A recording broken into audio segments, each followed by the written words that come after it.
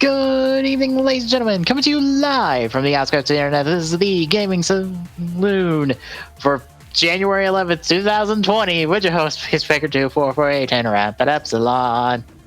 Hi. I can't do words. Words are hard. Been a day.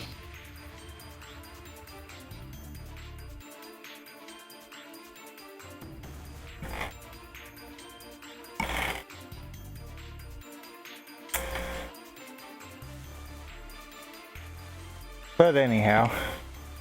Yeah, so oddly enough, I do not have a lot to talk about when it comes to what we played this week because, you know, GDQ fucking happened, and so that's absorbed most of my time.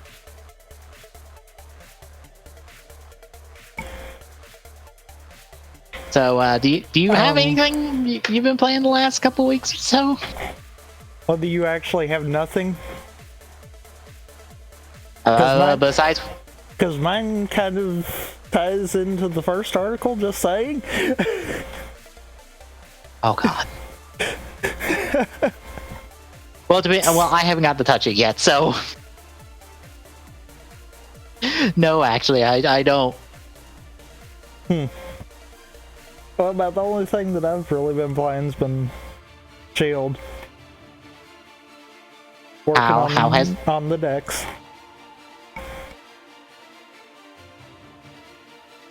Now, granted, I'm not counting the Slowpoke that we got. Since it's not in the decks. Yeah. Yet. Yeah. But I am flirting with the 200 caught number, so I'm nearly halfway there. I forget what my number is at. It's up there, but I've kind of been avoiding catching Pokemon I already have because I can just transfer those over and they're counted as caught, so why bother? I feel like I'm already knowing what the hardest ones for me are going to be. And it's going to be kind of weird. Mm-hmm. But I think the hardest ones for me are going to be the other 3 fossils. Yeah, though you just kind of have to roll the dice on the left fossil guy and just hope. Actually, on either. Because the right fossil guy actually got me some of them too. When I finally gave up on the left one, because, you know, everything I'd saw said left guy. And I'm like, okay, so I'm gonna try both of them, apparently. I was about to say, the left guy is the only one supposed to get you the ones from the opposite gen. Or the opposite version. That might be the case, but he's striking out hard every time I've done anything. Yeah, because he's... Fuck, which one is that one? Is that the stamina one or the fast one? I forget which one's which. I don't remember which one's which either. One of them stamina, one of them speed.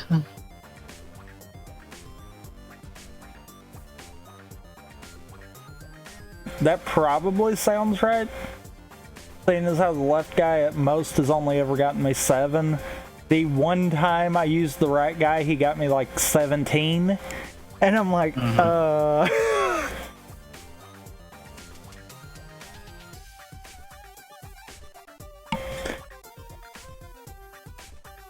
But yeah, I was trying to find... And I've kind of got a spreadsheet that I'm keeping track with. That way I can separate by evolution chain too. Yeah. I've only not seen 87 Pokemon. The rest of them I either have or have seen.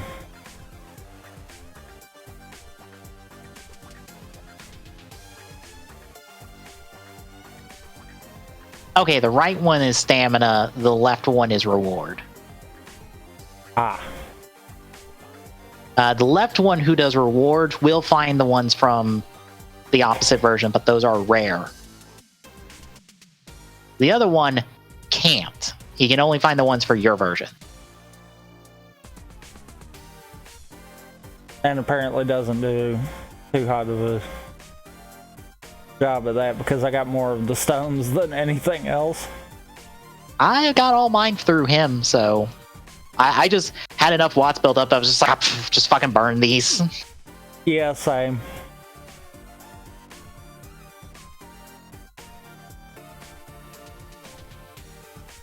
But yeah, I feel bad for anyone trying to go for the shinies on those because you do have to do all of the fossils. You have to get it through the fossils. You can't breed for that one. Ugh. Yeah. The good news is you can hard reset the game before you do your like series of revives, and your odds will change. Or it's not set in stone what you're getting. So you can just have a set amount of fossils that you just revive over and over again across resets until you get it. It's just a case of your normal rates of shininess apply. Have fun.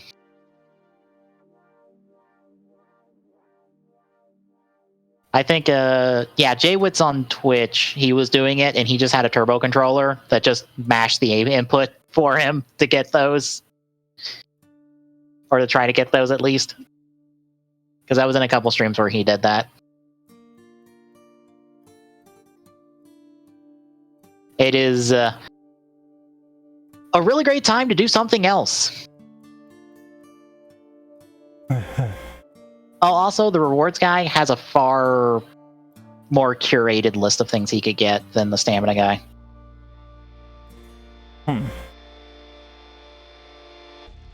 Like a way more curated list. Like, geez, your odds of getting the fossils are like way stronger just on a percentage level than the stamina guy, just from like per item basis. I can toss you this list for reference.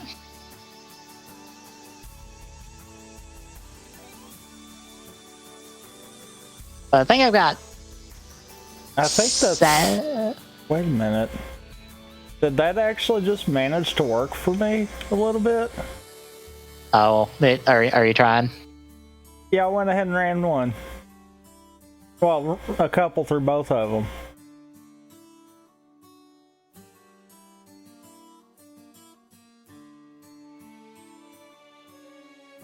Yeah, just. Oh wow, just that actually did kind of. I've got all but one of the fossilized animals. Yeah, it's bird, dino, drake, fish, and I forget. So I don't have the dino then. Yeah, and dino's needed for. Pull up the Bulbapedia piecewise square for this one. It's needed for. You need a dino bird and a dino fish. I think I've already done the dino bird, because isn't that Dracovish? No, that's Arctazol. Okay, then no, I don't have that one then. Yeah, Dracofish is not Dracozalt. Dracofish, that's Drakefish. Okay.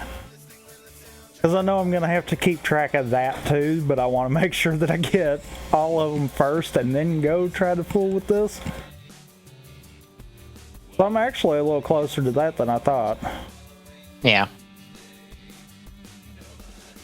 I wish I had this piecewise square first from Bulbapedia, because that made this looking at it just like a lot easier. It was just like, oh, I need this gets this gets this. Okay, good.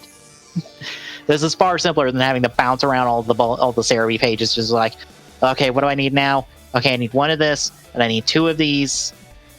How many do you technically need of each of them?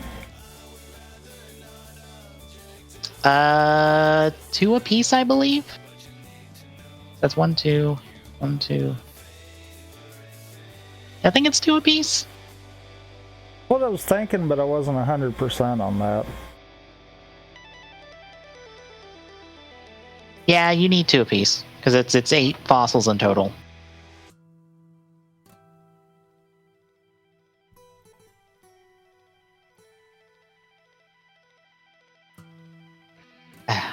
Yeah, I did all my abomination spawnings and immediately put them in the box. It's just like, you are never coming out. No.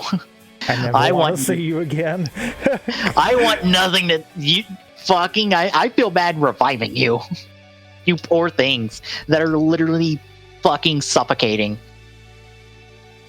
Ugh. Alright, any tricks on eggs? Because, like, I'm having a hard time getting any of my evolutions to play nice together. Just hatching eggs? Getting eggs. Oh, getting eggs? Because I feel like I'm doing something incorrect here. I believe you need... I think the thing you need... One of your breeding partners needs to be not from your game. If I remember right. Unless I'm crazy.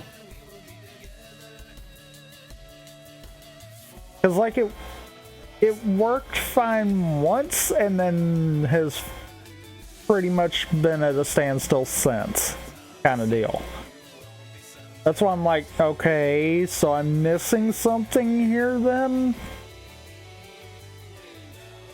Honestly, I don't remember really the rules of breeding outside of... What are you breeding the Eevee with? Well, right now I've got 2 different evolutions in there. Which that should be fine, because isn't all the evolutions the same egg type? I have no idea, to be honest. Yes, I have only scratched the surface of this. That's why I'm like, okay, maybe this is more complicated than I think it is. I think that's why most people decide just to breed with a Ditto, because it's fucking simplifies shit. Yeah. Yeah. I can completely see that. Okay, all of the original 4 Eevees are in. Priority for next capture kind of deal. Just focus on the Ditto. Because they're in the game naturally, right? Yeah. I got 2, actually, if you need one. I can just throw you the other one I have. And plus, it's a foreign Ditto, which increases... Plus, it's a foreign Ditto, which increases your odds of getting shinies.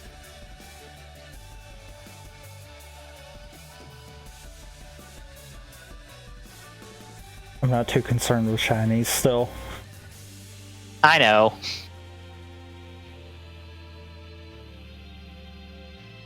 The main reason I'm even fooling with it for the evolutions is because it seems like I'll get the occasional Eevee, and that's it. Surprise trade is not going anywhere fast on that, and it's like,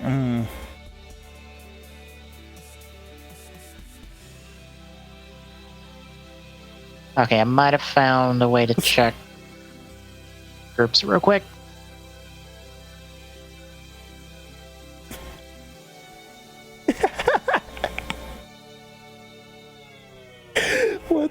What the heck spawned the Sesame Street deal on the Link's Awakening run? Who knows? I can barely hear it.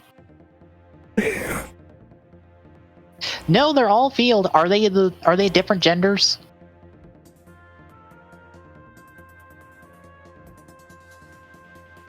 I think. Is it? That might be your other problem, is that they are... That might have been what I might have screwed up. I might not have paid attention to that, actually. Yeah, once more, one of those. Using a Ditto simplifies breeding so goddamn much, because it's just like, okay, do I want a copy of this? Okay, just throw it in with a Ditto and I get a copy. That's at least the problem at the moment, but I don't think that was the whole problem. Either. I could be wrong. Otherwise, I have no idea. Where the heck did they go?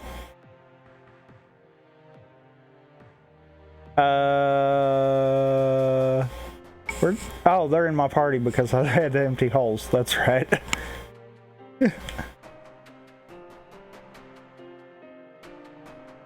Oh, so no, that very likely could have still been the problem earlier, too.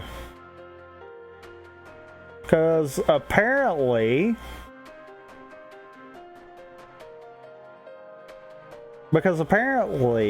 most of the EVs I've gotten are male. Yeah, that would be a problem.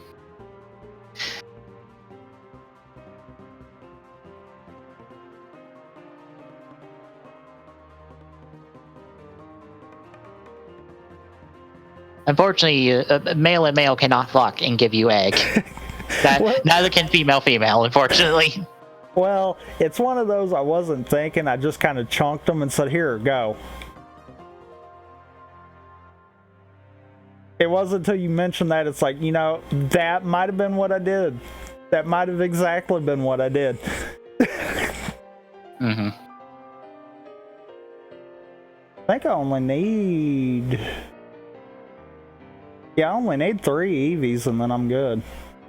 I think. Which evolutions are you missing?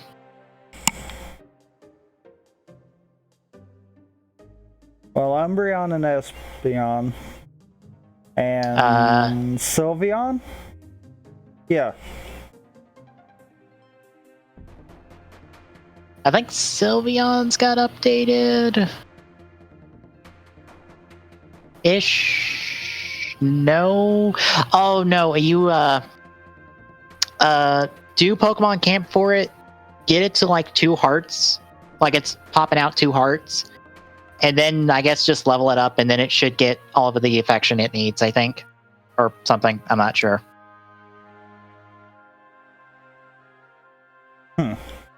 I think Umbreon and Espeon are still like the same as they normally were, which is just, hey, is your affection high enough and you leveled up during day or night? Okay, then you get one of these 2.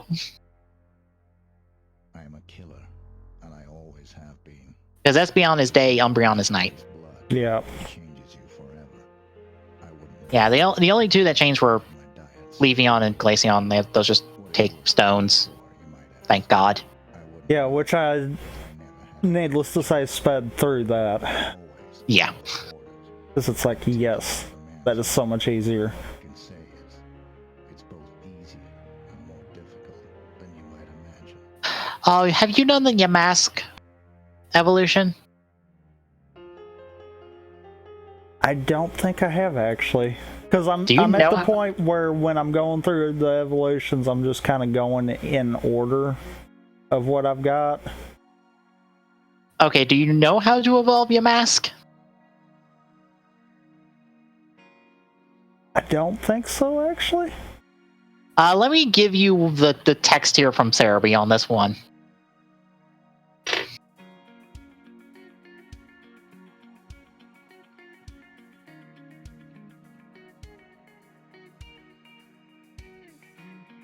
Where the heck is my Yamask?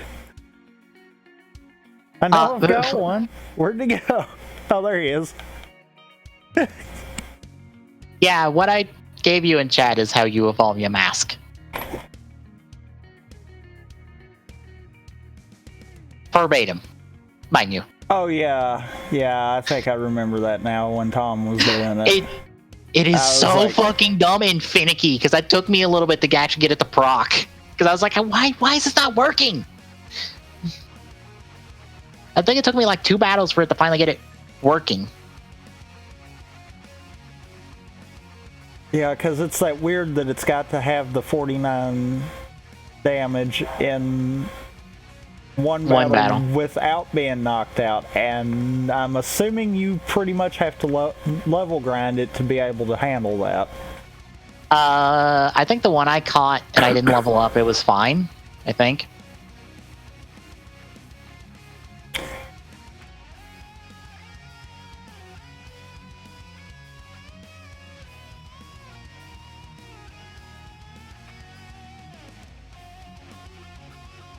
But yeah, fuck that one. That is my new least favorite evolution method in Pokemon. This dumb fucking... I don't even know how you would know this naturally without a fucking guide. So oddly specific and so extremely dumb. I hate it. It's my new least favorite one. get rid of this next gen if you keep the Yamask around. Because fuck this. Fuck this. Anywho, anything else besides Shield? No. Well, since I've been watching GDQ, any favorite GDQ runs so far, or from the week since it's over in like 2.5 hours ish? I did kind of miss some of them, but I did kind of like the Pokemon X run. I did not check the Pokemon X run. And I think it's because I kind of like runs where you don't really have big game-breaking stuff, where it's more just skill and knowledge of how the game works. Yeah, which I think is a lot of newer Pokemon games, to be honest, because there's like no way to do that. Like, don't get me wrong, it takes skill and knowledge to be able to break the older games like they get done. But it just, to me, it kind of feels like it cheapens it. It's more of a technical showcase for the game, gameplay-wise, than it is a, here's how we can snap the game in half. Yeah. Which, I guess that's kind of always been the thing with me with speedruns, too. I like the ones that they might have some kind of tight glitch or trick, but it's not anything game-breaking. That's like every Kingdom Hearts run, as far as I know. They're all exactly like that. You can't break those games. Like KH1 is to the point where, yeah, they found an out of bounds glitch to where they can skip an area, but they can't get the cutscene trigger the flag, so they can progress forward. So they're stuck and they soft lock the game. But like every Kingdom Hearts game is just a technical showcase of this is what happens when you're really good at Kingdom Hearts. Because Terra level 1 for BBS got played today? Was it today? Today. And just as a reminder, since it's a level 1 critical, anything can murder him in 5 seconds. Anything. And especially since it's BBS, oh boy, the enemies do love to combo you to death. And bear in mind, until he got to the last world, any combo from any enemy would have outright killed him because he didn't have once more second chance on him. Until literally the final world. And also, Terra is slow and chunky and doesn't feel good. There's a reason Aqua is, I think, the preferred category or the preferred character for BBS speedruns, because she feels the best to play. And I think Terra is the least. And Ventus is somewhere in the middle. But still, like, granted, props to the guy who rerouted the game over the course of 2 years to make it a functioning category and fun to play, from the looks of it.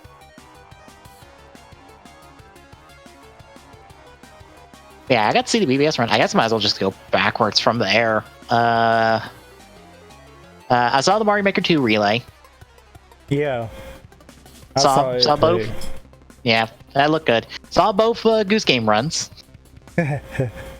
Honk. All the honks.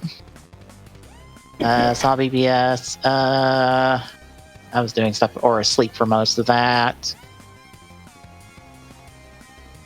Saw the TASBot stuff. I didn't get to. It was neat. I did catch a good bit of the Mega Man stuff, or the Mega Man X stuff,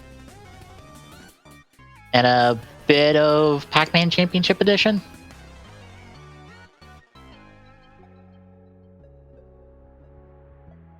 Kind of just scrolling back through.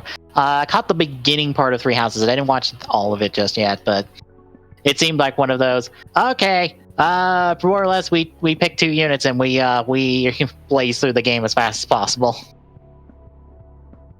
Which I think that makes sense. Yeah. Disney 2 was kind of interesting to watch. Although they had some crashing issues, which I think is just normal for Destiny 2 on PC, I think. Probably.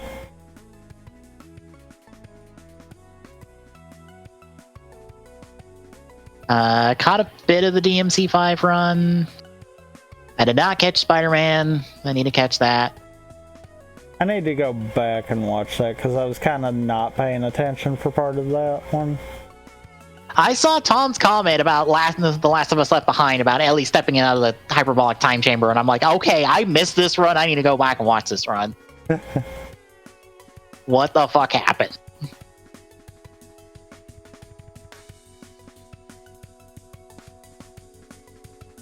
I need to go back and watch Cadence of Hyrule.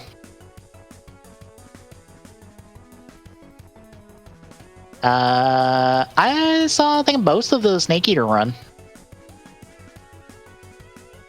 I don't think I saw that one at all. If you've ever wanted to see how dumb AI can be because you are in a box, that is a run for you. Holy shit. Hello, I am Box. I am no one important. Do do do do do. Clearly staring at you and like, oh, that's normal.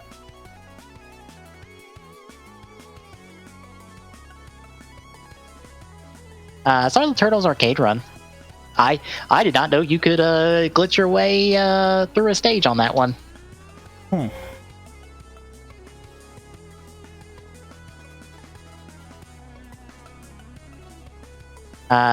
Didn't catch the Zelda relay. Caught some of the Terraria run. I didn't catch the end of it. Oh yeah, the Terraria run that tried to go as wrong as possible. Oh yeah, just like, oh fuck. I feel bad for him. Caught the Punch Out 2-player. Caught Sapphire. I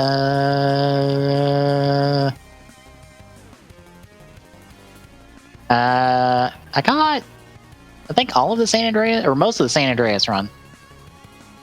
I think I only caught the tail end of that one. Yep. I caught the Fallout Anthology, which is less of, we're going to beat 5 games in 2 hours, and more of a, we're going to beat 4 games in 2 hours, and then take another hour to beat the 5th one. Also, let's do some really dumb shit with this. I think I caught some of the Sonic 06 run. I don't think I caught all of it. I know I caught all of Sonic Colors.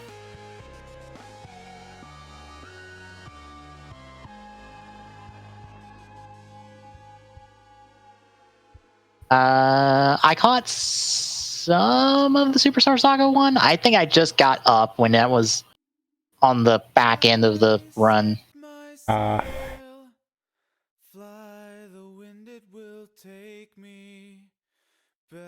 I caught some of the Skyward Sword, but we were streaming, so I didn't get to watch all of this dumb game with its dumb tech of just like, oh yeah, we can just play while we're in the main menu, and we can just save corrupt the game while we're at it, and that just allows us to go wherever the fuck we want. Which is like a thing in other Zelda games, but it's useful here somehow. I really need to catch a Ratchet & Clank run. I missed that one.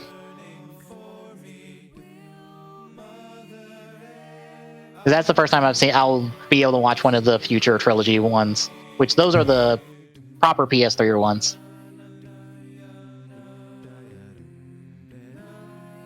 Yeah, GDQ, good runs all around. Anything else? No. Okay then, let's talk news. I mean, guess what, people? We're talking more Pokemon because, okay. Alright, there's a reason I gave you a second link for an image that you might also want to have up at some point, because it will help explain some of this.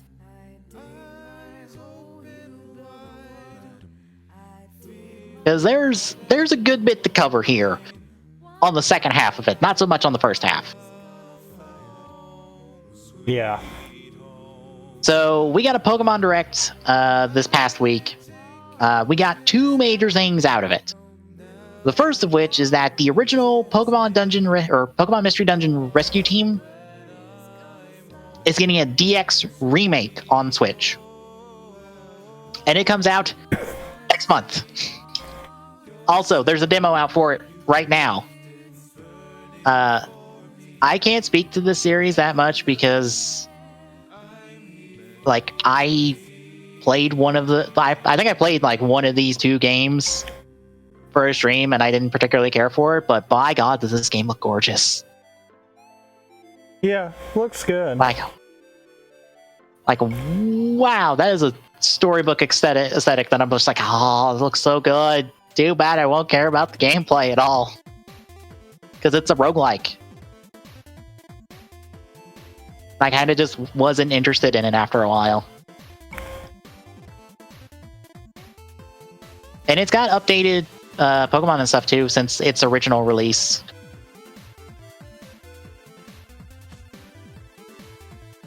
So there's that. And now the big one, which is okay, so we're getting an expansion pass for Pokemon Sword and Pokemon Shield. So I'm trying to clear up maybe some confusing information that might have came out. So, okay. This is a 2-part expansion pass that is $30 for each version. So if you have both, you're paying $60 for both across both games.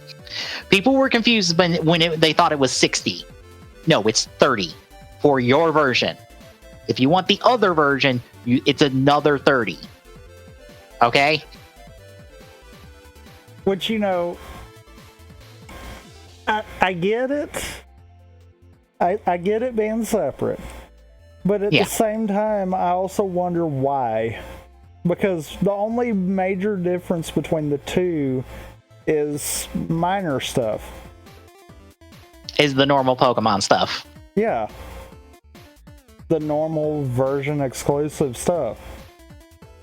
I guess it's just a case of, like, if you have only one of these versions, we're not going to burden you with all that data and stuff.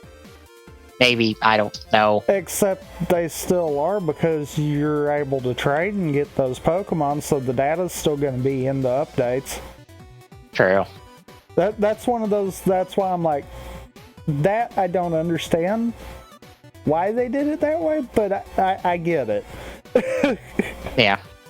Anyway, the chunk of these are going to be 2 brand new areas that might be functioning kind of like the wild areas, where they're one big seamless map, because there will be dens and stuff in these areas that you can explore in co-op play. They pretty much said it will be. Yeah, and the second DLC has a dedicated co-op mode. But we'll get there. So it's these 2 areas, which I'm guessing... Have you played Fire Red or Leaf Green? Not to entirety, no.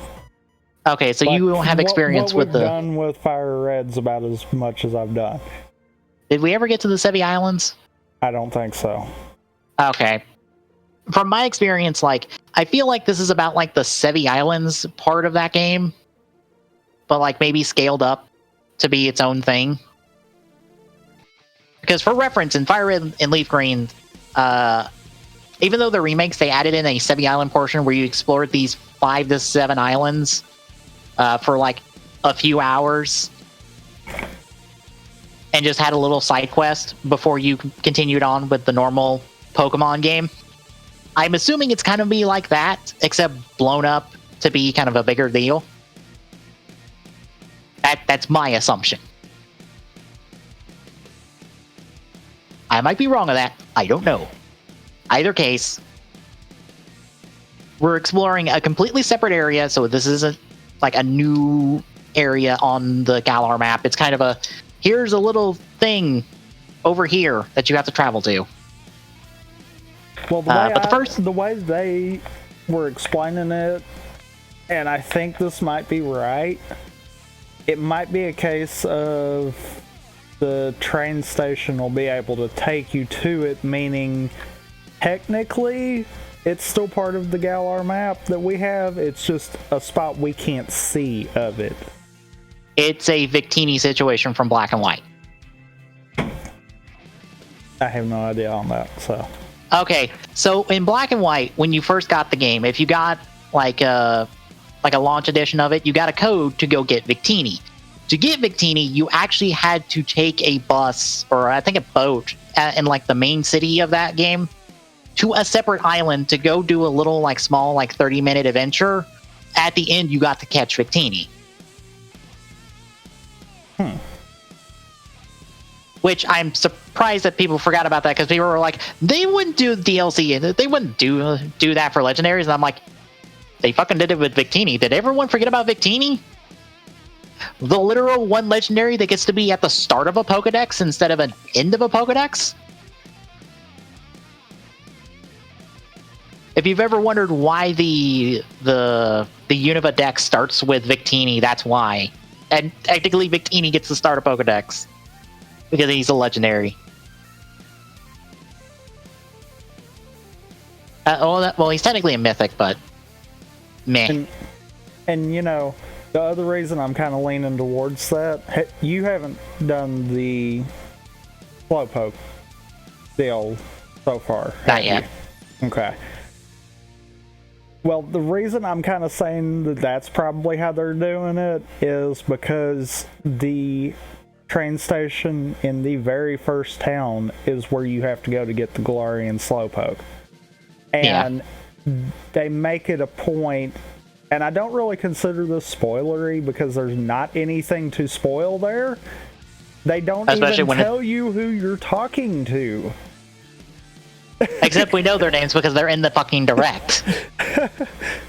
But the train is fixing to depart to the Isle of Armor. So it's one of those. That's why I feel like that's the direction they're going with this. It's technically on the Galar map, but we can't see it right now. Yeah.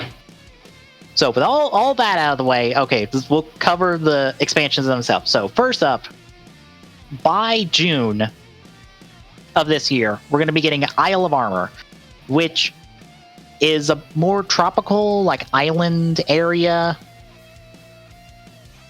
where we will be getting...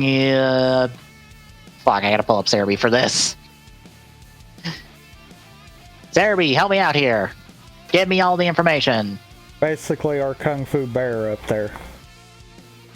Cubfu. We'll be getting a Cubfu because we'll be going to a dojo that is owned by Master Mustard. And we'll be competing with one of two rivals, depending on your game. If you've got Sword, you're competing against a girl I can't remember her name of. Clara. And if you're in Clara. And in Shield, you're competing against Avery. A guy, Avery, who's a psychic type trainer, I assume, because he's got the fucking spinning Pokeballs around his head. I believe Shield's got the psychic, and Sword, I think they said, had the fairy. I might be wrong on that. Probably. But I think that was what they said. It's fairy or poison. Her typing is kind of, could be either or. I think she's technically fairy. Which is kind of weird in all seriousness, because then that means that we technically have a second rival with fairy Pokemon. Yep.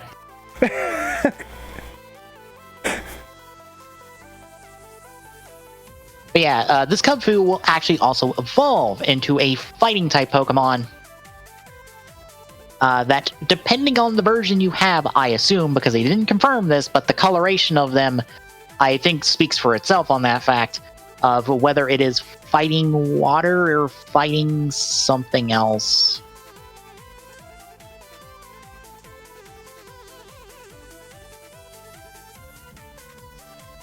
They talked about the typing at some point. I should have did notes for this at some point.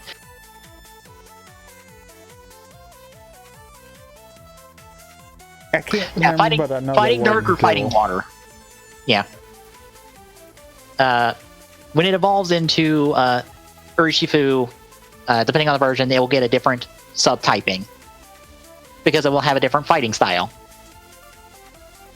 Also, that Pokemon can G-Max, so you'll get the G-Max. And on top of that, you will be able to bequeath the ability to G-Max to your starters, because all 3 of the starters have a G-Max form, which Rileboom gets him some big drums, Cinderace has a big ball of fire, and Talon decided to go find a place to go snipe your ass from.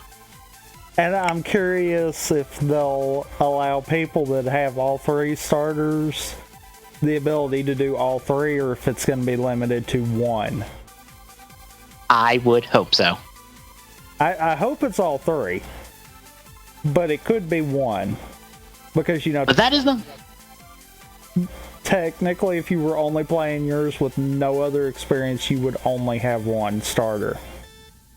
Yep, but that's not all.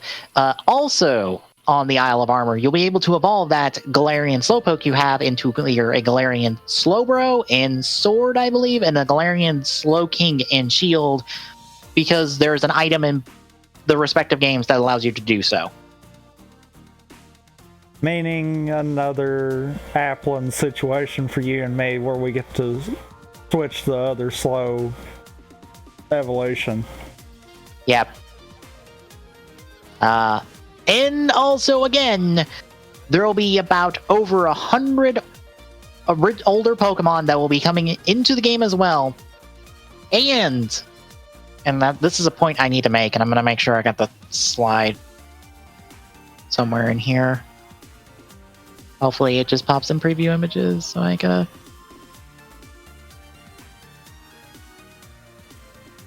Oh, wait, also, there are tutor moves that you can teach. Apricorns you can turn into Pokeballs, and an EXP charm to earn more experience for your team that you'll also be getting in the Isle of Armor. Those were showed in like one slide, and you can upgrade the Rotom bike. Again. Like, yeah, again. I think it's more like a BMX bike. Yeah, okay, and I think isn't this one, the way they were describing it's supposed to be allowing you to, like, modify how it looks, too? Yes. You'll be able to modify how it looks. Which you could already modify the Rotom uniform depending on what's in your first slot if you talk to the guy who does all that for you. So now you can change the bike too. But as a free update, bear in mind, free update that is associated with the expansion pass, but you do not have to pay for this. There will be 100 or a little over 100 Pokemon from the past games added back into this game that you will be able to get even if you don't own the expansion pass with things like link trades. It's not just link trades. It is said in the Direct itself through features like link trade. So Wonder Trade is probably in play. Just having the thing up to get trades. Right. It's not going to be you're going to find them in the wild area, but it's going to be based off of you're going to be able to get them through trading.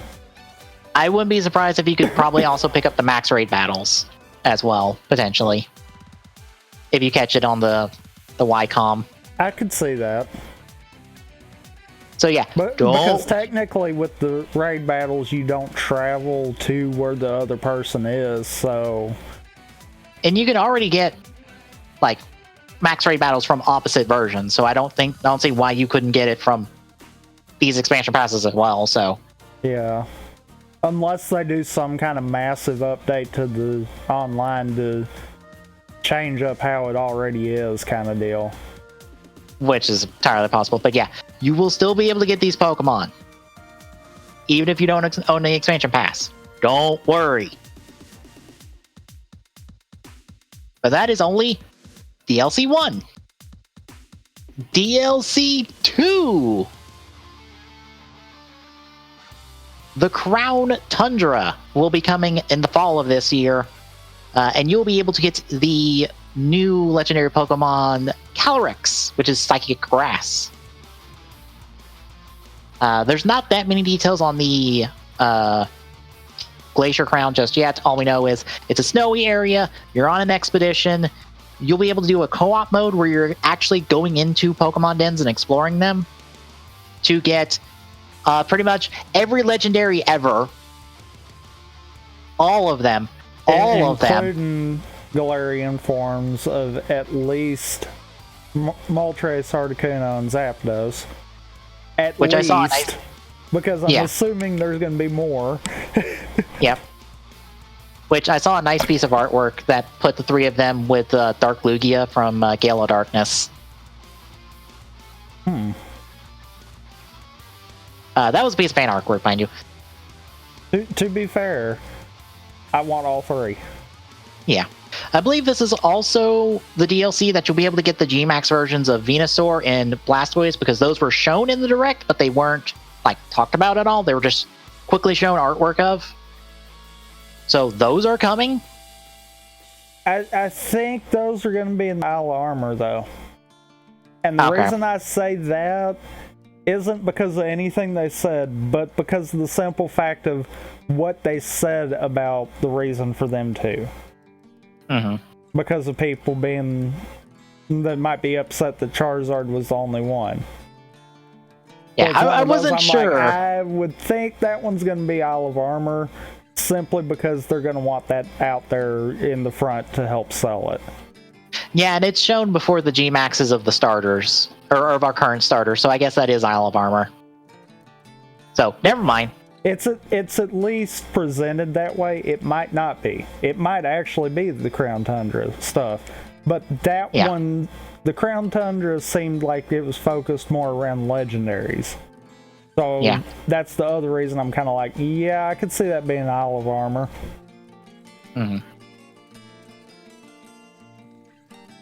But on top of all this, and along with the normal stuff that you'd expect from Isle of Armor, when it comes to open map, Pokemon dens you can go to, all that, there will be an additional 100 Pokemon, or around 100, or over 100 Pokemon, that will once more be added back into the game, bringing us at over 200 Pokemon on the table by the end of the year that'll be back in the game. They'll be in the game.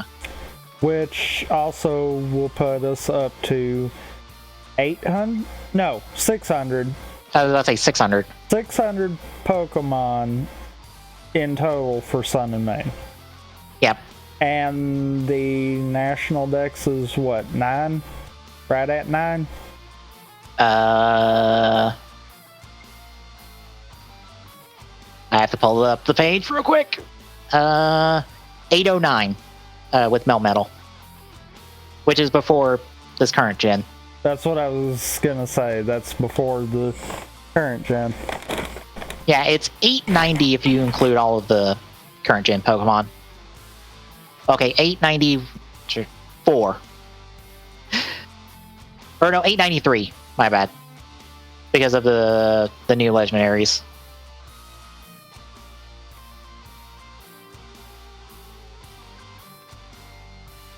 So we're getting most of the Pokemon back, kind of deal.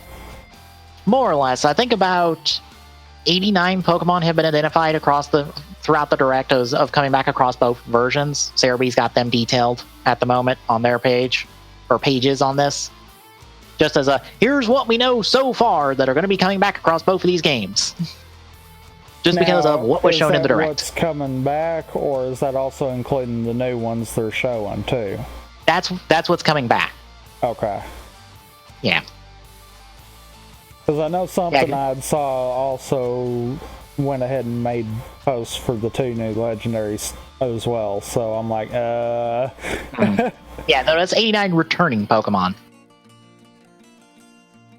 I think it's about 89 have been identified across all what we've seen. Out of the at least 200, and I say it that way because both of the updates say over 100. Right.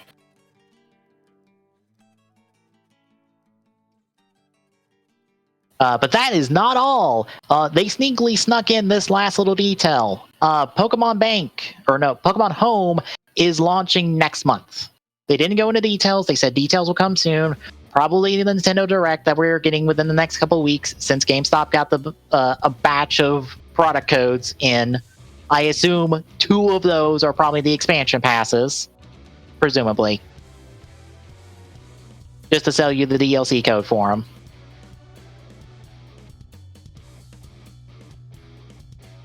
So a bunch of new three of them, because one of them would be the Pokemon Mystery Dungeon game, which isn't all of them because there's like 12. So we still have a direct coming.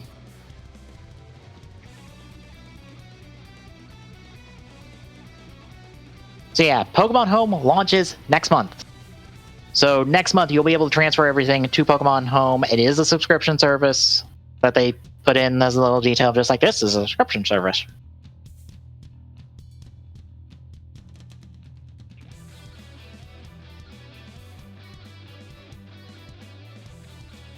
So yeah, this is a lot of Pokemon news. This is more than I was expecting. How are you feeling about this? I'm ready. I wish I could be ready. My only issue is I probably don't have the money to be getting this at the moment, so... Oh, I don't either at the moment, but knowing that I've got until like June to worry about that, I'm like, yep, I'm ready. Yeah. I've had everything on standby for a while, so I'm just like, I just gotta wait. But yeah, damn. And weirdly, people keep having an argument over this about this, like, they used to do third versions of this, and now they're making us buy DLC. And I'm like, at the top of this, they said that this is essentially the content they would put in for a third version. Okay. And this is... I'm gonna actually be the one to agree with them on doing it this way. You paid $60 for the base game. You're paying $30 for the expansion. So that's $90. That means if they did release a third version with this additional content in it, that would have been another $60. You're essentially getting both of these games at $45 a piece. Is what you might as well look at. And also, you get to use your proper save file instead of restarting from scratch. Yeah. It's like... So you don't have to go forever until you hit the new content. You just go. It's one of those, it's like, quit whining. Where's the downside here? This is a better way of them doing the third version expansion stuff, instead of going, hey, here's a third version, a brand new game for you to buy. No, $30. Here's all the new content that we were planning. And also, was it just me, or did it feel like they were maybe hinting that they are going to do more past this? Well, there's a reason I mentioned about the 600 Pokemon out of the nearly 900. That's the reason, because remember a while back when everyone was griping that we weren't going to have the national decks? Yeah. And, they said that would be something they would work towards. If we had 2 more DLCs like this, where would that roughly put us, number-wise? That should roughly put us with everything. That would put us right at the 800 mark. These both say over 100. Yeah. Meaning that if between the 4, each of them had an average of 125, then we would have all of them. Yeah. I was just basing that off the wording, because they kept saying it's like, we've got more planned and we're still working on other stuff. And I'm just like, are you slightly hinting at the fact that this isn't the first expansion pack, that this isn't the only one you're going to do, that you might do another one next year? I feel like that might be what we're going to have, and we might see Pokemon go on a 2-year or on a 3-year development cycle instead of the 2 kind of deal. That would probably be for best.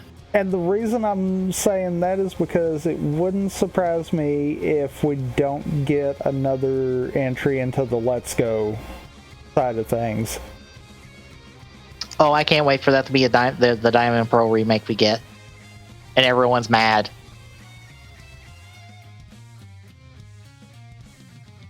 Can you imagine? that might be why they're wanting to go about this DLC wise. Because you think about it, if you can keep your core players somewhat happy by just giving them more stuff, then you could swing the whole, we're gonna bank on nostalgia and the ones that are gonna hate are just gonna hate kind of deal. Yeah. Well, it also helps that, and I've seen people point this out, that the Pokemon anime isn't doing just the story of just Ash going through the Galar region. He's kind of with his buddy bouncing across wherever. They're kind of bouncing around regions and kind of more one-off episodes. Which is one of those, that's weird. That's not normal. And from what I'm understanding, they're kind of pushing it towards maybe Ash's exit. I wouldn't be surprised. And that's kind of making me think, okay, we might be stuck with the Let's Go series, and it might evolve into what the anime directly adapts instead. I wouldn't mind that. And I'm partly kind of hoping that's what happens, because then we could go forward with actually focusing a little harder on the story inside the games going forward. Yeah, because I'll be honest, if they can look at the adventure stuff that's been long running for now and go, what if we were closer to that in terms of storytelling and like actually telling more of a story than I think the bare bones of it that it gets expanded in adventures, I'd kind of be down for that. Because if you want your Pokemon story for that region, fucking Adventures Special I think is always kind of a superior version of it for the most part, because it has more to it. And actually does more with the characters. Like, I think my best example of it is the original pair of games where half of the gym leaders are corrupt and are members of Team Rocket. And the other half aren't.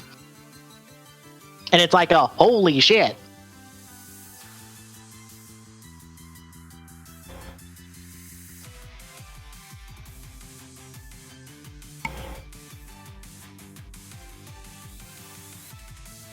So yeah, Pokemon did good, did more than I was expecting. So good on you. So shall we talk about something dumb?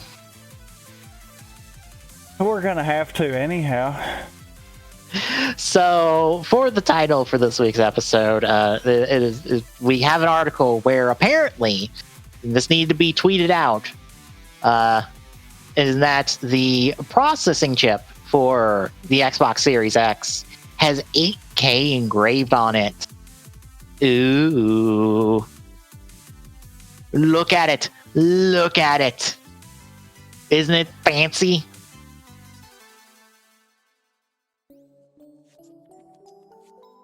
I'm assuming that's not a QR code, right?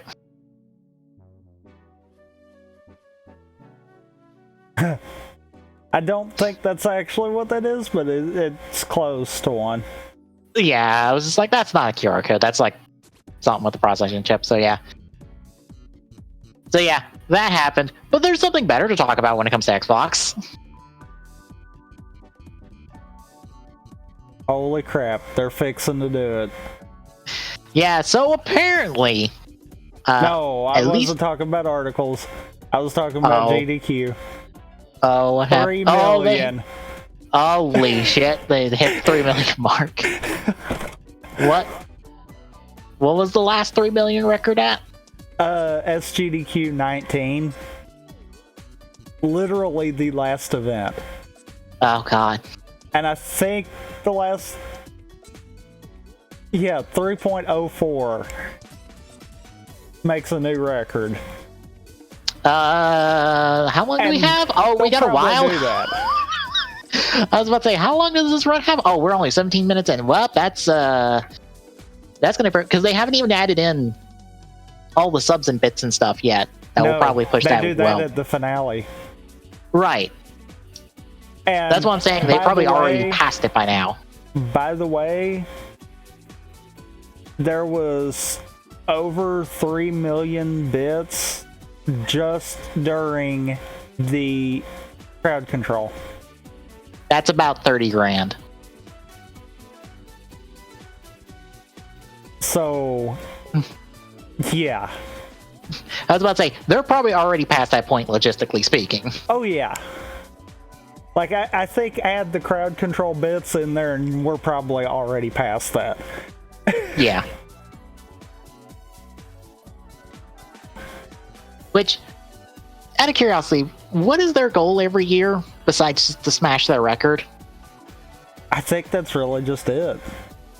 Because my mom asked me that question. I'm just like, a million at this point? I don't know. They never talk about what they're after. They're just like, we just raise money for charity because fuck it. Yeah, I think they've never really pushed for a goal. Like if I they think ever push for a I think the only major kind of hard number push we had was for TaskBot to play Maker 2. yeah. Like, outside of that, I don't think they usually ever do anything for the grand total. I think that's the first time they've ever done anything for the grand total. At least from what I recall. Also, they kind of, sort of, slightly cheated for that TaskBot one. Oh, yeah, because they... Because normally, stuff like that would have ended at the end of the game before, and they kind of let it roll. But I was like, oh, well, you already had this planned. Like, it was gonna happen regardless. Yeah, do you think we're not gonna do this? Fuck it. Especially seeing as how, I think it was the interview right before the relay, they said something about it would be the first time ever being seen kind of deal. So I was like, oh, well, yeah, you're planning this. You're just hoping that it's close enough at that point. Yeah, we'll fudge the number. I think they fudged the number for the hat and time incentive when they started the marathon. For one of them play as Ribbon Girl. Because I saw it in a recap video. This is like, this incentive didn't get meant, but they went fuck it and did it anyway. Because like, it's the start of marathon. We ain't worried about it. Well, I could see that actually. Also, another surprising note: fucking Titans are in the AFC Championship game by some miracle. They bear in mind they beat the Ravens tonight. They beat the Patriots, I think, last week. The Patriots, fucking Tom Brady and crew Patriots. You know, the team. Yes, stomped them too, pretty badly. And I am like, what? When did the Titans get good? I'm not used to this. Don't worry, they're probably not either. No, I'm just like, well, you're in the AFC Championship game? You have a shot at the Super Bowl? Sorry, I know that was a little bit mean, but it's the truth. I was about to say, knows it. I was about to say, I could probably look up the last time they were at the Super Bowl, and it was probably a while.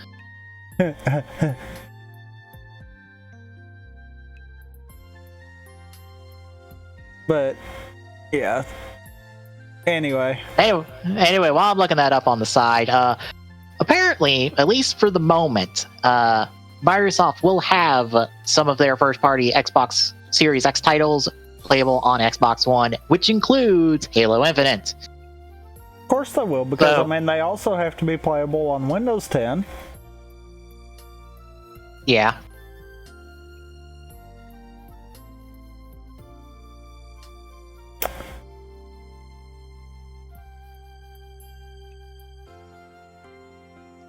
Oh, for reference, 1999, their one and only Super Bowl appearance that they lost. So, wow. Hey, but yeah. Yeah. I want to downplay this, but I'm like, no, Breath of the Wild was cross-gen as well, essentially, so... No. Breath of the Wild technically was developed for the Wii U and ported to the Switch, which is why the loads were so atrocious. Right. Well, it was on the new and the old systems at the same time. But what that was and what this is are two different things. Yeah.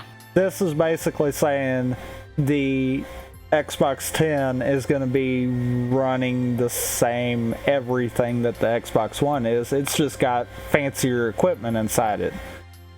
Yeah. Which makes me wonder why put the fancier equipment inside of it if it's doing the same thing. Because we want to... honestly, I don't know. Marketing gimmick is all I smell right there. I'm just looking at this and going, okay, so what incentive do I have to buy the Series X at launch, if only to play Halo at a better resolution, if that is my thing?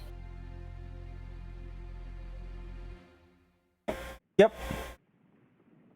If I don't care about it being looking better, what's my incentive to get the fancy new system? Or you know, if I don't care about 343 Halo.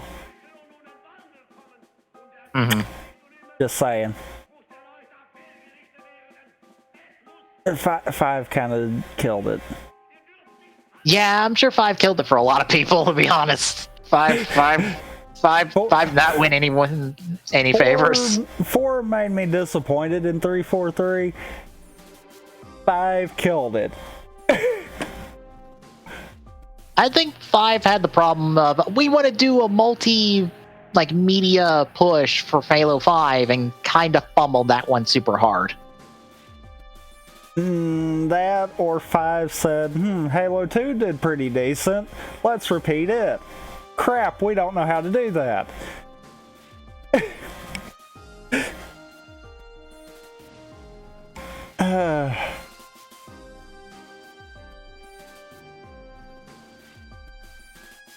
But yeah. Anyhow. So, we have some better news to talk about. And I found this one randomly, and I was just like, oh, I gotta grab this because this sounds cool. So, you know how Arc System likes to do really cool, dumb game ideas? Yeah. Okay, so what if you got to play as a debugger for a video game and you fought bugs and stuff with like 100 other video game characters from all different stuff that Arc System can call on?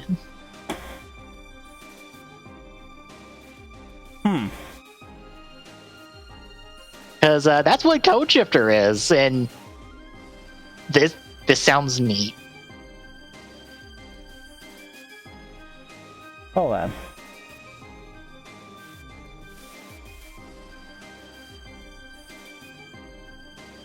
Like, you have your avatar, and you can change into just fucking, hey, do you ever want to be Soul Bad Guy in a sprite art form from Guilty Gear? Here you go. Have you wanted to be anybody from, like, the River City series? There's that. Fucking... I kind of dig this.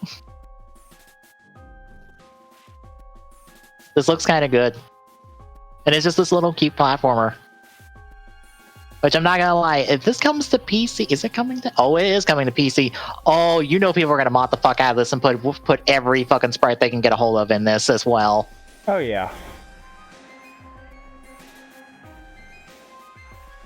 I just kind of hope this comes out in America, since this is a Japanese trailer. Technically it about has to, because, I mean... At least to some degree, because of the fact of, you know, Switch is is region free. Yeah. So technically, it has to. Also, you got like a 4-player battle mode as well with all the sprites and stuff. So you've also got that.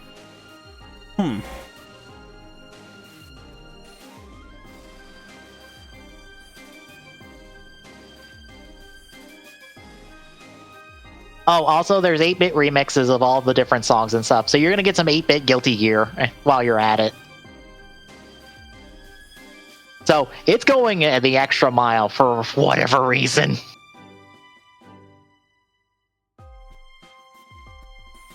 This looks cool. I dig this. I dig this random release that no one's going to talk about for like 4 months. Because it's supposed to come out Q1 of this year at some point. You sure about that? Because that end on that video says the 30th of January. Does it? Okay, the article lied, because the article said Q1 of this year. I see Thanks, that. article. It wasn't until I got to the end of the video while I was letting it play. Yeah. Yeah. Also, this game's like $20. Yeah, 2000. Yeah, that's $20. This is a budget title. This is an eShop title. Holy Ark, why are you putting so much work into an eShop title?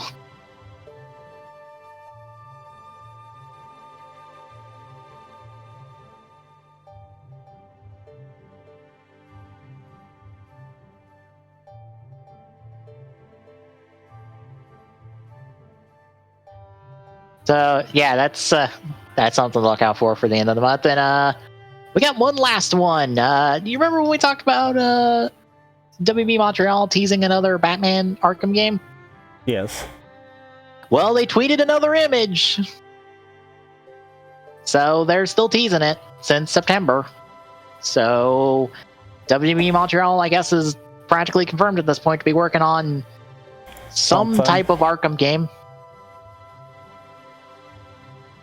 What? I said something. Yeah. So I just find it hilarious. It's just like, oh, Rocksteady's working on something. Well, it's not an Arkham game because some other studio's working on that one.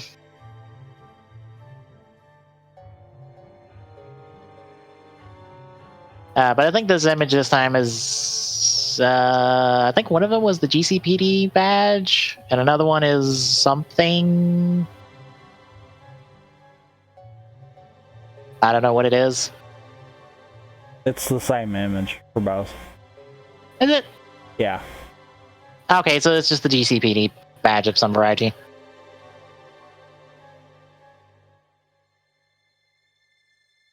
But yeah, I'm curious about this. I wish they'd stop teasing and just stop beating around the bush. Fucking talk about it. You're working on an Arkham game. Cool. What is it? Because I know one Arkham game that's been canceled recently, and it's not yours. But you want to talk about it before it potentially gets canceled as well?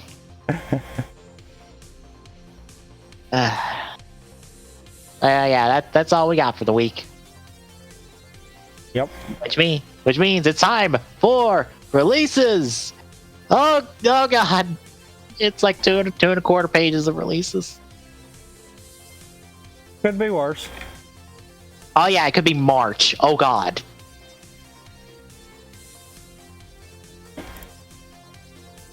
Because it got brought up again since the Pokemon Dungeon game is coming out in. Wait, it's coming out in March, I believe. It's coming out in March. Yeah, that's another thing coming out in March. Because everything's coming out in March this year. Unless you're an Animal Crossing fan, and then I think that's next month. You dodge that bullet for now.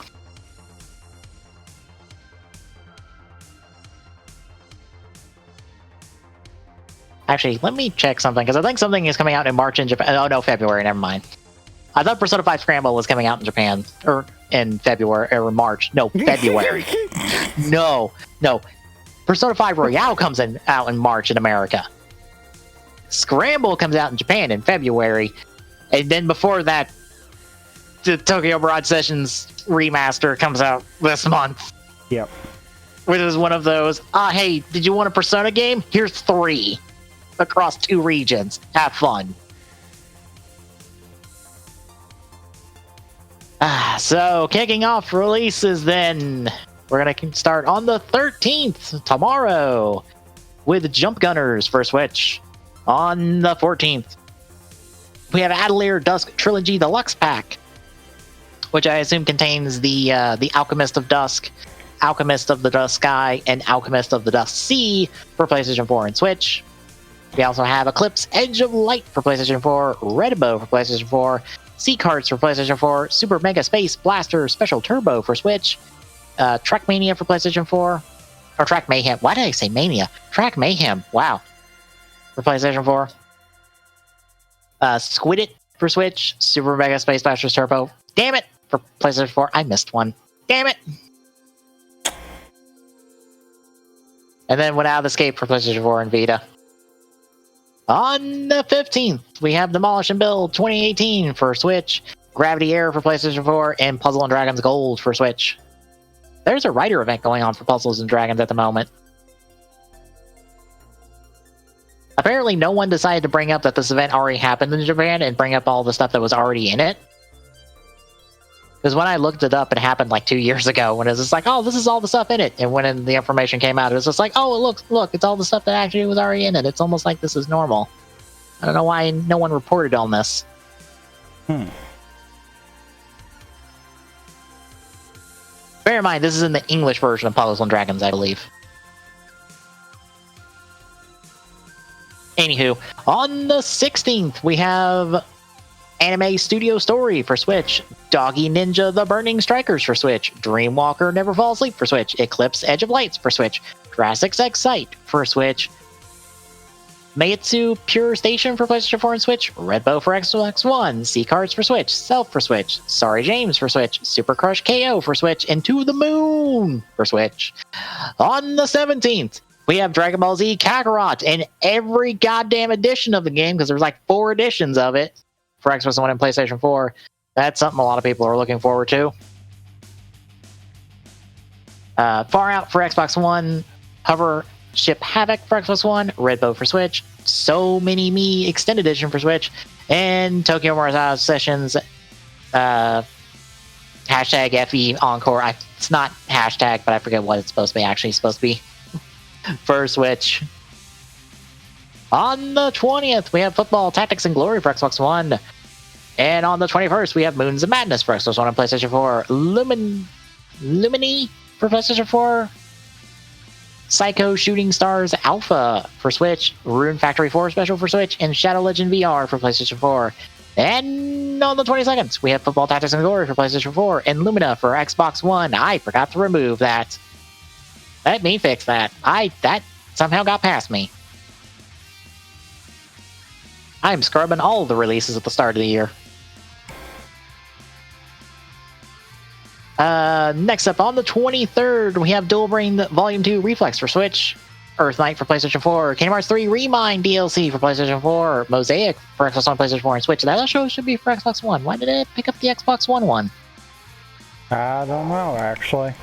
I know it's for Xbox One. GameStop has the pre-order for the Xbox One one. What? Releases API. You're dropping the ball on that one. I didn't drop the ball on that one for once this week.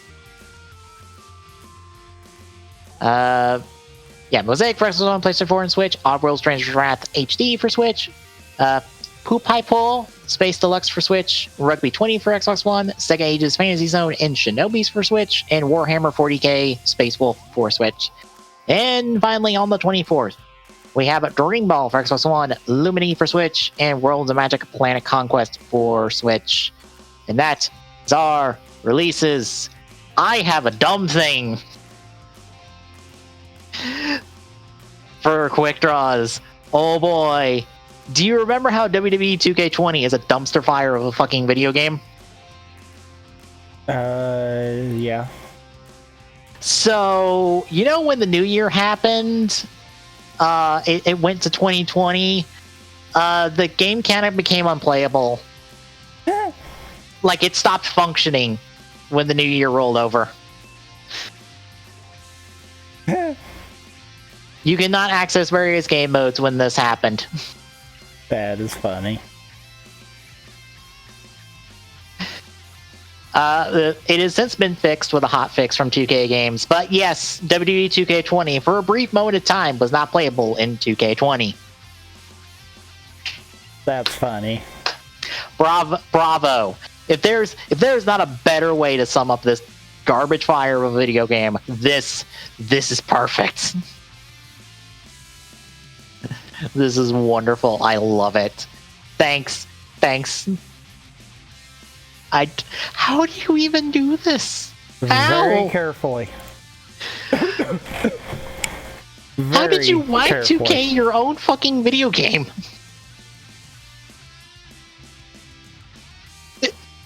I don't even think they Y2K'd it. I honestly don't know what they did there.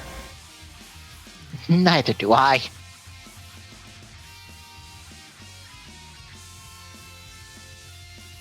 So yeah, that's my quick draw for the week.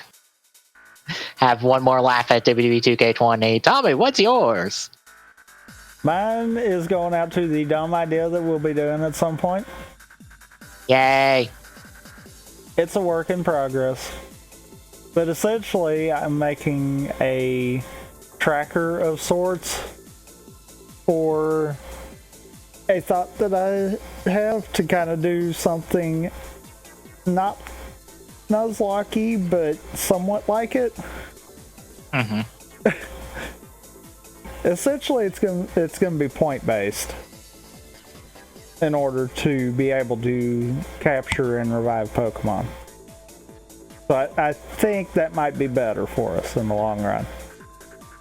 But I'm kind of building a tracker because I'm wanting to play around with it and see what it does first.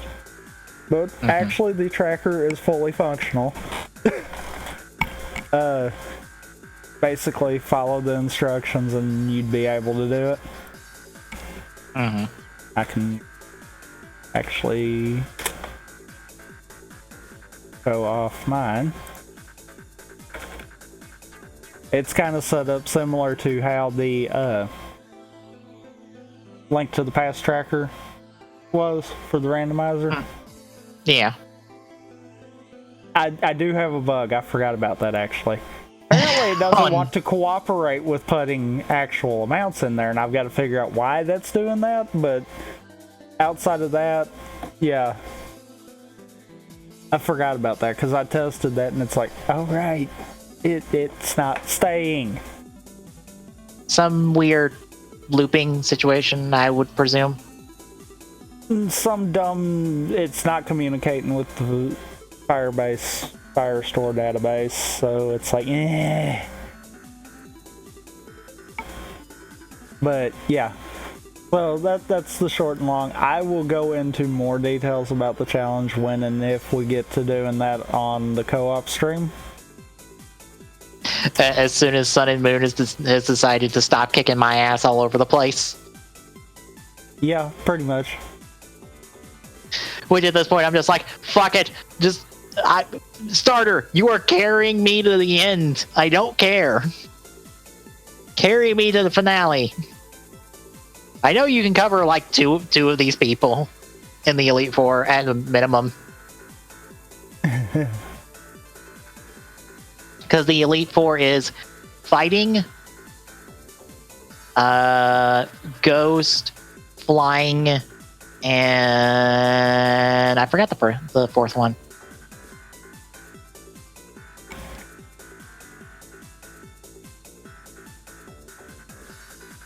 I only remember because it's been that long. Steel type. Right.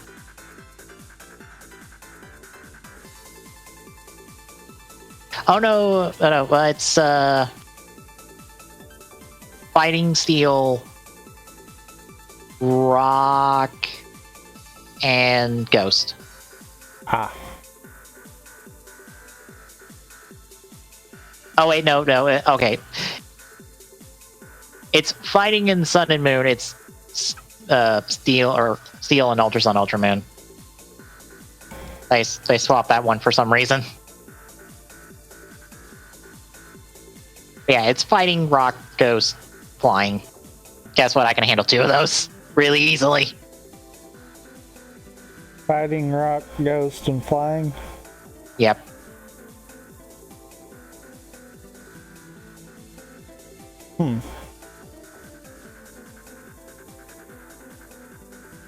Shouldn't be too bad then, I don't think. No. I take a Mew through them when I want to level stuff up. I've obliterated them so many times with a Mew with just one move per person, and just lose on the rematch of with the champ with whoever you end up fighting as champion.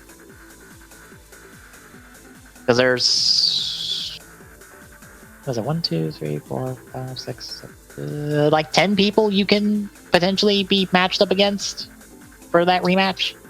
Or for your title defense. And it's all random.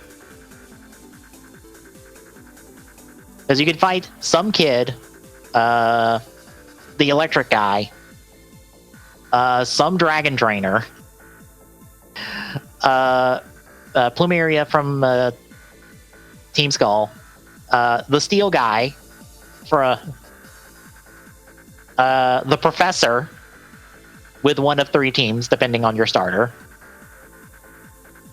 Au, with one of 3 teams, depending on your starter. Hapu, the girl with the Mudsdale. Gladian, depending on which of the 3 starters you choose. And Faba from Aether Foundation. You know, that guy.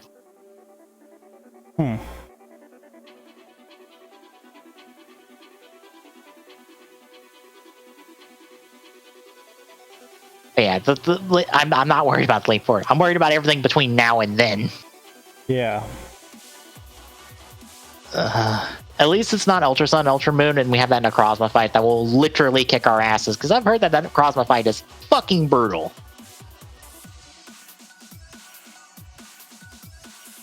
I have a funny feeling we're not going to be able to just completely finish without, like, super winging certain things. I am fully expecting that, to be honest. Because from a technical standpoint, we should have been done. Truthfully. Because, like, when your team got wiped, that probably almost guaranteed yours in there. Yeah. And as many times as I should have died for stupid stuff, yeah, truthfully, the simple fact we're as far as we are says a lot.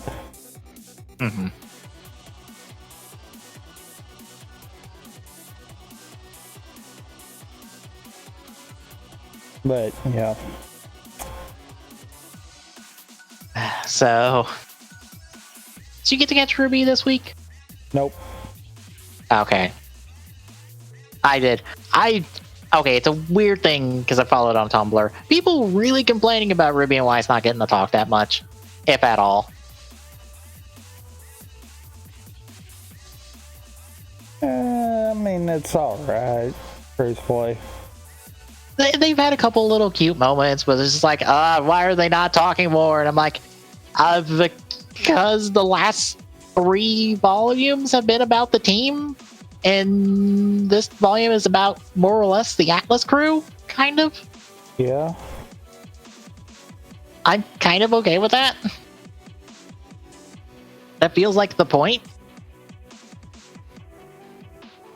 That's kind of why the 2 fights that we are getting set up at the end of this episode, or end of this week's episode, don't involve any member of Team Ruby, because it's not their fight. For once, they don't have to fight the big boss.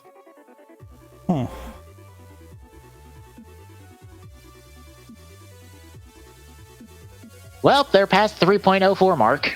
Yep.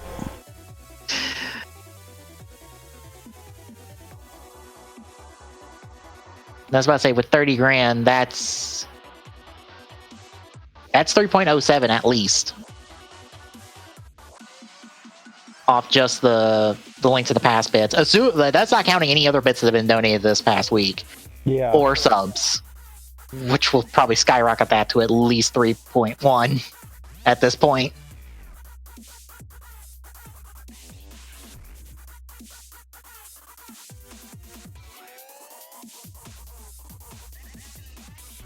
So yeah, tomorrow then we're wrapping up Forza content with Movie Tyson Ultimatum. Oh boy, is that a long movie? Oh, it is. Oh, it's 2 hours on the director's cut. Well, that's not too bad then. Yeah. It feels long because it's like, holy shit, we go forever on this one. Maybe we shouldn't have. But yeah, we got that tomorrow, wrapping up our Forza content before we start watching Ghosts, and I need to put together a watch list for Ghosts tomorrow. So we have that, so we know what order to watch everything in. I can't wait for us to watch the one movie in the time slot, or in the Movie Tyson time slot that I haven't watched yet. Well, one of the two. I keep forgetting about the X8 one.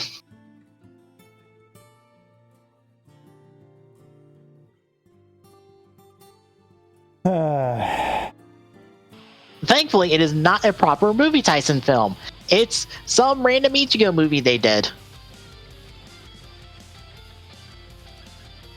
Oh boy. Yeah, so we have that and the Ghost movie, and at least one crossover film plus the Spectre v Cinema. So we got like 4 movies to watch. Which crossover? The Drive Ghost one. I thought we've not actually done anything. No, we have not. We've watched it, but we've not actually done anything show-wise. Nope, we have not. Oh, we have bashed that movie to hell and back, but we have not done it in an official capacity.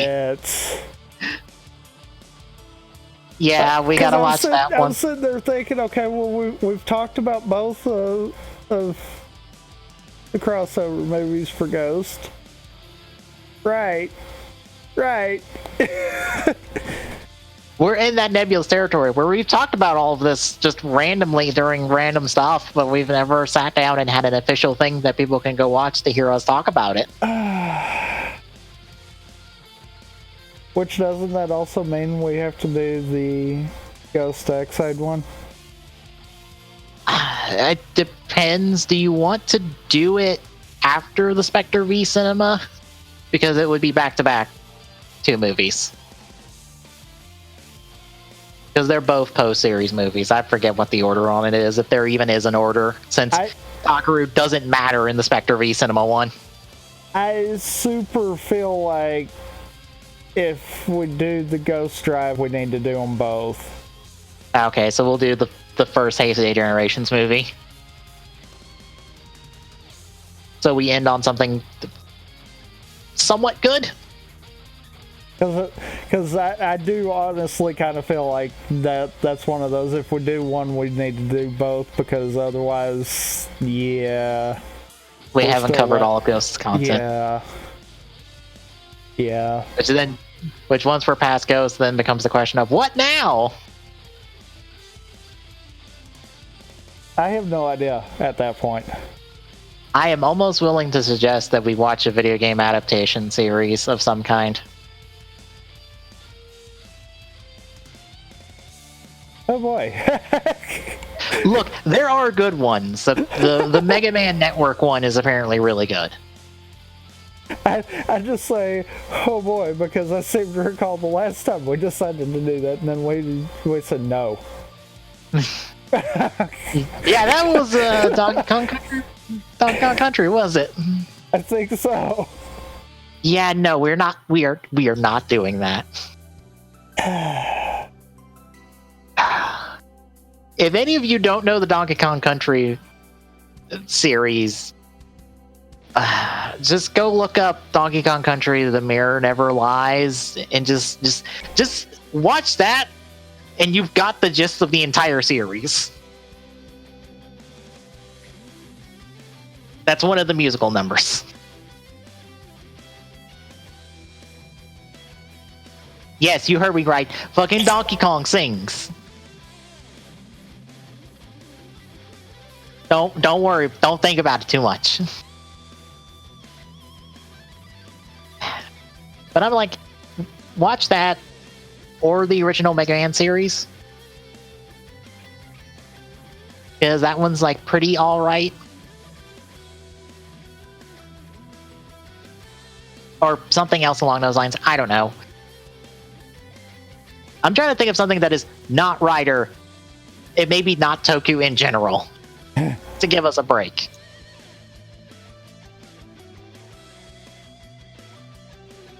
But yeah, anyway, that's tomorrow and the plans going forward for TGSR. This next week is a lot of the same from this past week. So more Ace Attorney Trilogy as we go through Clown Case. And I'm realizing why no one likes Clown Case.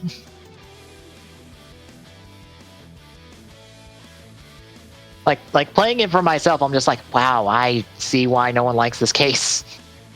Also, I think this case is 3 days instead of 2, and I'm just like, oh, why?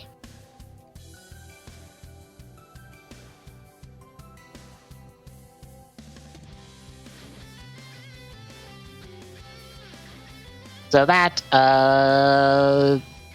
more Muramasa, as we probably will be done with it next week. Or the week after next, most likely. And then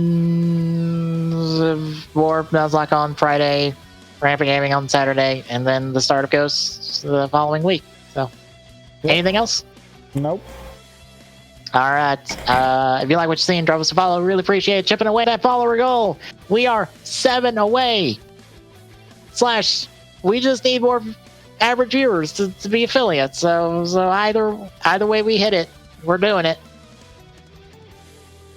Exclamation point Discord in chat. We'll get you the Discord link. Drop us a question in the show chats there. We'll answer them on the respective podcast that it's relevant to, more or less. And at TG Saloon on Twitter will get you alerts for when we go live. So for Tommy, I'm Peace. Good night, everybody. We'll see you next time.